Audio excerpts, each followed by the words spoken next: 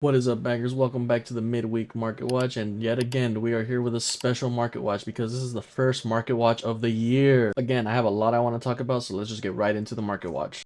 Now, the first card I really want to talk about is this Lugia V alternate art from Silver Tempest.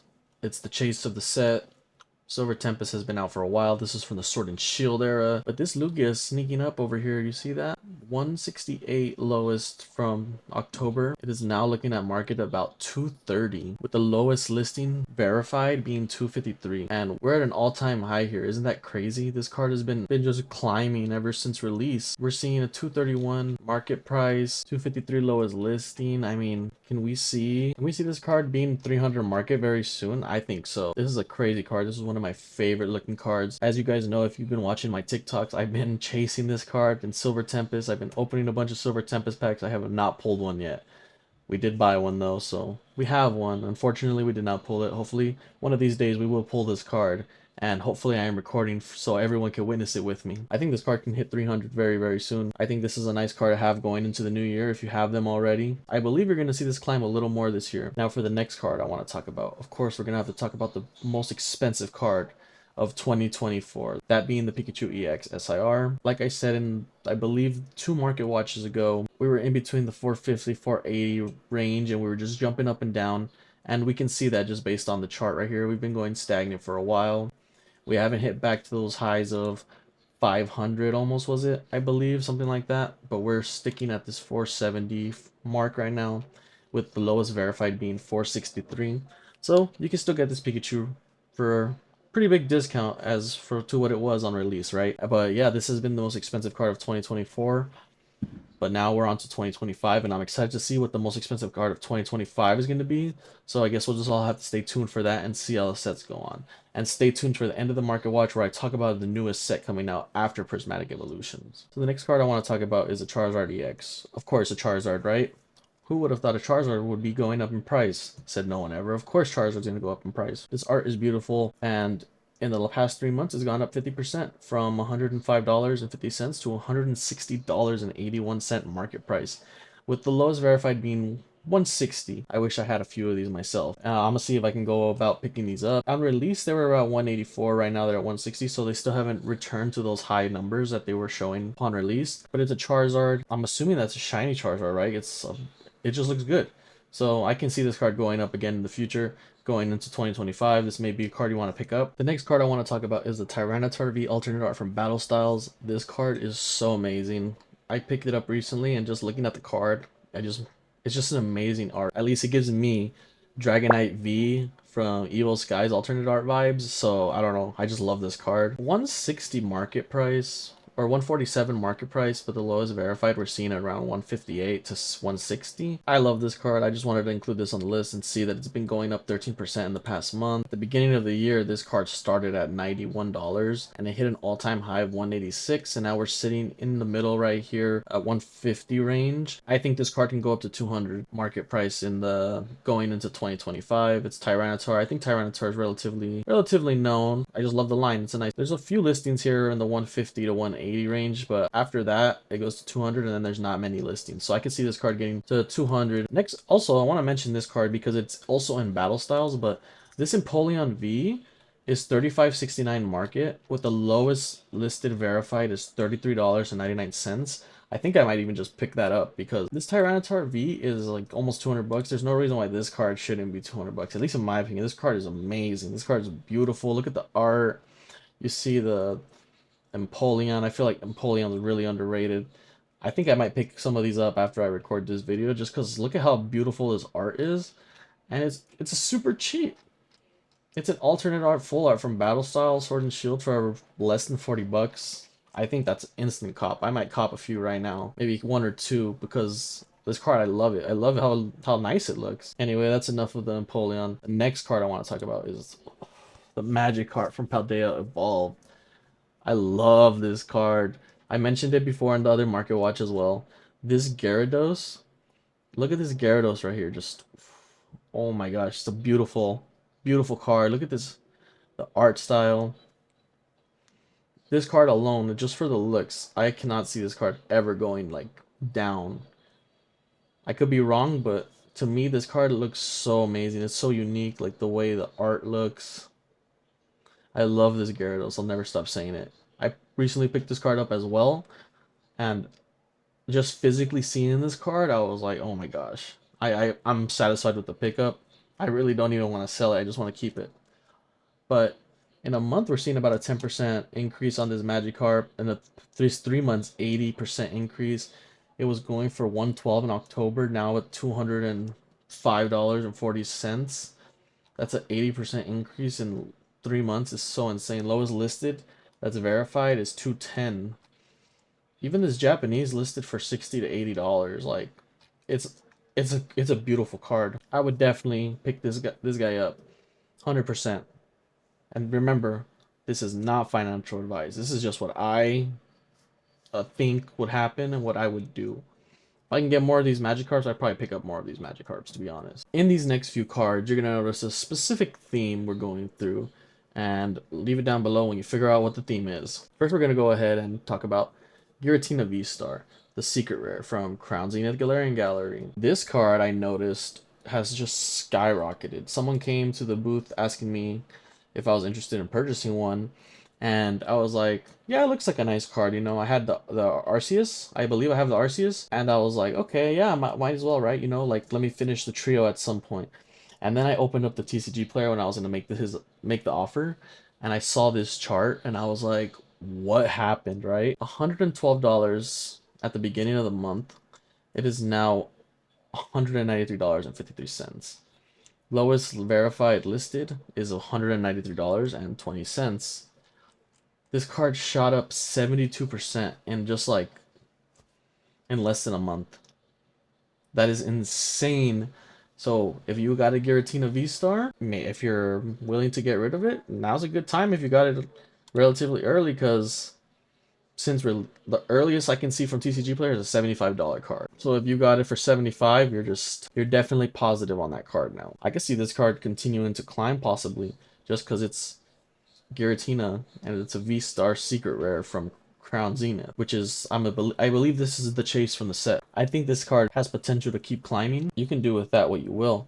If you got it at 75 and sell now, it's not bad, but also the potential gains you can get in the future, because this card is just going to keep climbing. For the next card I want to talk about is the Mewtwo V-Star. In the past 3 months, it's gone up 85%, starting at $52.89 on October, seeing a $98 market price. If we look at the lowest verified, $102. And again, iconic card, Mewtwo with the Charizard is just, this art is crazy. You know what this art reminds me of? It reminds me of like a Dragon Ball Z battle. Like this looks like they're in this super high speed battle, like Dragon Ball. This is cool, and I've 100% think it's gonna keep going up. This card is just too beautiful, and the chart speaks for itself. 85% in the past 3 months, 20% in the month. Like, look at this Mewtwo right here fighting this Charizard. Two iconic Pokemon in one card. I want to get my hands on one of these. Next card I want to talk about is Leafeon V-Star. Now, of course, this is going up. Evolutions are popular. People love evolutions. People are opening up the Terastal Fest. They're getting ready for prismatic evolutions. Maybe it's got them hyped a little, and they're like, let's get some evolutions before the set comes out, before the English set comes out. Let's just start collecting all the EVs. I noticed this card because someone was looking through my binder and said, how much for the Leafeon? And I said $30. And they're like, I saw it on 25 on TCG, and I was like, let me double check. And then I saw this and I was like, oh, I was like, 30 is definitely a fair number. I think it might even have to go up now after we look at this chart, right? Past 3 months up 53%. In the past month alone, it's gone up 43%. It was a $26 card, because I do remember selling this one of these last month for like $25. $26, now $36. Lowest listed verified for English is $37.64. And after that, it's going to 40. Now, if we're talking about Leafeon, of course, we're going to also mention Glaceon, because I had both of these and now they're gone. It's crazy. Like, this card they just climbed. Luckily, I was able to get the Leafeon, but I haven't been able to get another Glaceon, so I don't have the duo again. So up 64.94% in the past 3 months, 27.23% just alone in the past month. Was a $26 card, again, $34 market price, with the lowest verified being $34.84. Okay, if you haven't guessed the theme yet, the next item we're going to talk about will for sure let you in on the theme. This is the Crown Zenith Elite Trainer Box. Who would have thought it was going to be a Crown Zenith product, right? Of course, a Crown Zenith product. All those cards come out in Crown Zenith. Now, I was like, if Crown Zenith cards are going up, let's see what the sealed product is looking like, right? That's the only next logical thing to see. If we look in the past 3 months, the ETB is up 30% about, was going for around $54 in October. It is now $70 ETB. If we go ahead and look at the lowest verified, it's $74 plus $3 shipping for a Crown Zenith Elite Trainer box. With the increase of the cards, of course, it's going to increase the cost of the product where the cards come out, right? So now I'm looking at the Sea and Sky Premium Collection. A lot of these were being picked up at Ninja Exchange, and I noticed that the price has increased on these significantly. I know these are like about $40 retail. 3 months ago they were going for around $57.92. Since then they've increased to $69.15, going up 20% in the past 3 months, and only about 5% in the past month. The lowest listed verified we can see is 70, then the one after that is 75. One more Crown Zenith product I want to talk about is the Elite Trainer Box Plus, the Pokemon Center Edition. It has gone up 27% in the past 3 months and 18% in the past month. Lowest listed verified is $215 with $7 shipping. After that, we're looking at $230. So $230 Crown Zenith Pokemon Center Elite Trainer Box. Even though the market says $147, there's no way you're getting another one from a verified seller at $147. Once these are gone, it's a $200 ETB. Crown Zenith is an amazing set in my opinion. I love that set. When I first started getting back into the hobby, like getting really serious into it, and I was opening a bunch of packs, Crown Zenith was one of the packs that I would open consistently because it would be lots available at Target, Walmart, and all that. And I would pull so many Galarian Gallery cards, and I would be so hyped because it's like coming from back in the day when I thought just a regular holo was a hit to seeing like the full art in one card. I was like, oh my gosh, I pulled a chase, thinking like not knowing what's the set, what's in there and everything. And then I look it up, it's like $3. I think Crown Zenith is a great intro set because the pull rates are there, right? You're gonna get a Galarian Gallery for the most part. Like there's no way you don't hit one, right? At least in an ETB, you could probably get one or two. They're not gonna be worth very much, but it's fun to open. And I can see why this is going up. I can imagine there's a lot of nostalgia for people from this set for plenty of reasons. At least for me, that's the reason. Just because when I first started collecting, I would open it. That's how I would feel. So I can see why this is gonna go up. It's also a special set, if I'm not mistaken. If we look at the Crown Zenith, then we just go to sealed product. Yeah, I don't see a booster box for it. So the only way to get these packs was through ETBs, booster bundles, the mini tins, and a bunch of those premium collections. So if you have some Crown Zenith, you could cash out now and get a good little payday. I was trying to pick up some myself on OfferUp. Someone beat me to it, and I was gonna basically buy all the Crown Zenith just to like hold for myself off of someone, but they got to it first. I think this is a potential buy and just hold for a little while, just because set's amazing. I love this set, and I don't even know if I have a Crown Zenith ETB. I have to double check. I hope I do, but if you have Crown Zenith, me personally, I'd hold it. Not financial advice, but if I had a bunch of Crown Zenith right now, I'd keep holding it for the foreseeable future. I think this has possibilities. But let's go ahead and talk about the Terastal Fest Umbreon EX. So I believe 2 weeks ago I mentioned that I believe this card would keep going down. This was all based on my own bias of me not liking tarot cards and the art of this card specifically, and with the expected release of the English version of this card and the hype dying down from the newest set, right? So I believe it was 2 weeks ago on the last market watch, was looking at a 345.66 market price with the lowest verified listed at 350. Now we are seeing this card market price it at $293.19 and lowest listing about 300. So about a $50 drop in the past 2 weeks alone. On the month it's down 20%, which is expected.